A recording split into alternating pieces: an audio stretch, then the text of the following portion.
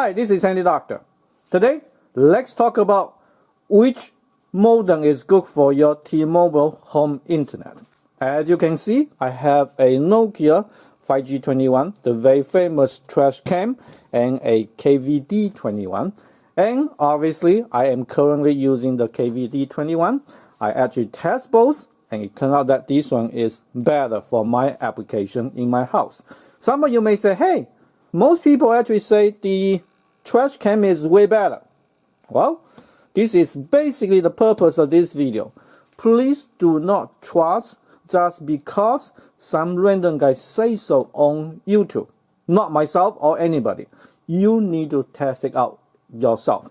As it turns out, this one does indeed has a better download speed in my house. Usually, it can go to something like 100 megabytes per second, which is totally enough.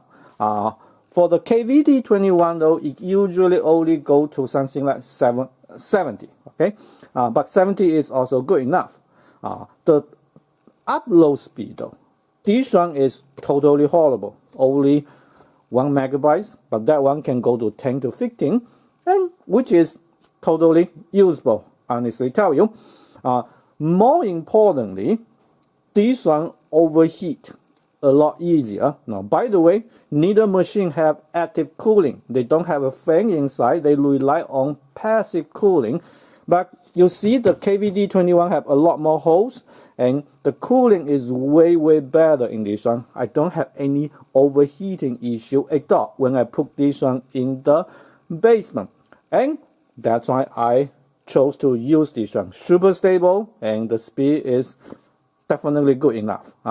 By the way, if you have overheating issue, please look at the video at the end of this video, or the link is in the description. There are a few tricks that I will show you in a different video that you can do before you get rid of T-Mobile or before you buy a fan to support it. I totally don't need it when I use this one, as a matter of fact. So in the end, which one is better? Well, for me, this one. For you, it may be a totally different story. Again, the whole purpose of this video is to tell you, you need to test it out. Don't just trust some random guy on the internet because they said so, okay? And to test it is rather easy. You usually can ask for a different device from T-Mobile, or if you couldn't do it, you can buy one on eBay and then sell it back later on if you decided not to use it. Okay, so they only cost something like $30–40, and I will give you a link in the description if you do not want to search them on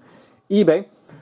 Anyhow, that's all for this video. If you think this video is helpful for you, please make sure you like this video, and even better, subscribe to my channel. Look, I'm working really hard to increase the subscription, so if you could help me, please. And see you in the next video. Bye bye.